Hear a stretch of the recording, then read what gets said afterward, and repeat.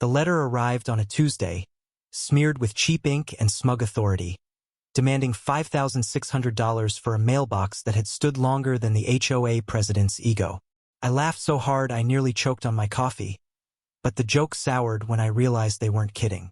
My name is Clara Hensley, and I've lived in Cairnwood Estates for 12 years, long enough to know the HOA's rules were less about community and more about control. Our little suburb, tucked in Ohio's rolling hills, was a postcard of picket fences and manicured lawns, but beneath the polish simmered a quiet tyranny. The HOA, led by Patricia "Patty" Whitaker, ruled with the zeal of a dictator in a sundress. Every blade of grass, every shutter color, every goddamn garden gnome had to pass her inspection. And my mailbox? It was her latest obsession. The mailbox wasn't just any mailbox. It was a relic, forged in 1897. A cast-iron beauty with intricate vines etched into its sides, passed down through my family for generations. My great-grandfather had planted it here when Cairnwood was just a dirt road and a dream. It wasn't just metal. It was history, my history, and I'd be damned if I let Patty's clipboard crusade tear it down. The trouble started 3 months ago when Patty knocked on my door, her smile as fake as her highlights.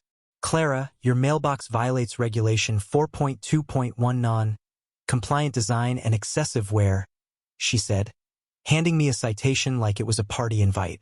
I told her it was historic, irreplaceable. She didn't care. "Rules are rules," she chirped, her eyes glinting with the thrill of power. That was the first of 10 notices, each one escalating in tone until the $5,600 fine landed in my mailbox. Ironic, considering they wanted it demolished. I wasn't alone in my rage. Cairnwood was a pressure cooker. Neighbors whispered about Patty's reign. The $2,000 fine for a wrong shade of beige paint, the $500 penalty for a kid's basketball hoop, the couple forced to rip out their rose garden because it clashed with the aesthetic. But nobody fought back. They paid, they complied, they bowed. Not me. I'd had enough of Patty's petty empire. I marched to the HOA meeting that Friday. The fine crumpled in my fist. The community center was packed, a sea of nervous faces under fluorescent lights. Patty sat at the head table, flanked by her loyal minions, a trio of busybodies who nodded at her every word. I stood up, cleared my throat, and read the fine aloud. Gasps rippled through the room. "This is extortion," I said, my voice shaking but loud. "This mailbox has stood for 126 years. It's older than this town, older than you, Patty. You can't fine me for my heritage." Patty's face twitched, her smile a tight wire. "Clara, you're out of order. The mailbox is an eyesore. Pay the fine, or we'll escalate to legal action." The room went silent, but I saw a flicker of doubt in her minions' eyes, the nods from neighbors who'd been burned by her before. I wasn't just fighting for my mailbox. I was fighting for all of us. The next week, I took my case to City Hall. The clerk, a wiry man named Leonard with a penchant for bad ties and brutal honesty, was my last hope. I laid out the story, showed him photos of the mailbox, even brought a letter from the County Historical Society confirming its significance. Leonard leaned back, chewed his pen, and laughed a deep, belly-shaking cackle. "An HOA fining you for a historic landmark? That's rich. Patty's got no jurisdiction here. That mailbox is protected under City Ordinance 17B. She's bluffing." Relief flooded me, but it was short-lived. Leonard warned me Patty wouldn't back down easily. "She's got friends in high places," he said, his grin fading. "Watch your back." He was right. The next day, my yard was vandalized, paint splattered across my porch. "Comply," scrawled in red. Neighbors reported seeing a car like Patty's speeding away, but no proof, no justice. The HOA doubled down, sending a lawyer's letter threatening a lien on my house. My savings were thin, my nerves thinner. I couldn't afford a legal battle, but I couldn't afford to lose my home either. The breaking point came at the town square, a week later. I'd organized a protest expecting maybe 10 people. 50 showed up: neighbors, friends, even strangers who'd heard about the mailbox war.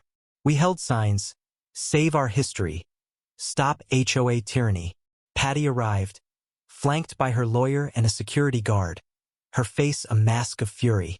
"This is private property," she shouted, waving a contract nobody remembered signing.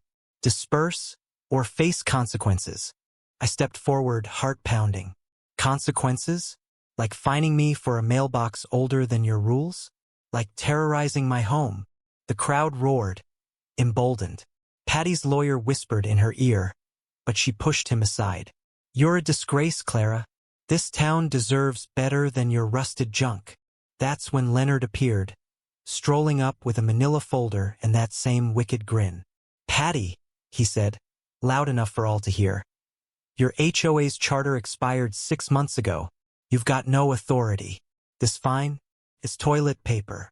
The crowd erupted in cheers. Patty's face went white, her mouth opening and closing like a fish out of water. Leonard handed me the folder proof the HOA hadn't filed for renewal, rendering their fines unenforceable. The lawyer slunk away. The security guard looked confused. Patty stood frozen, her empire crumbling in real time.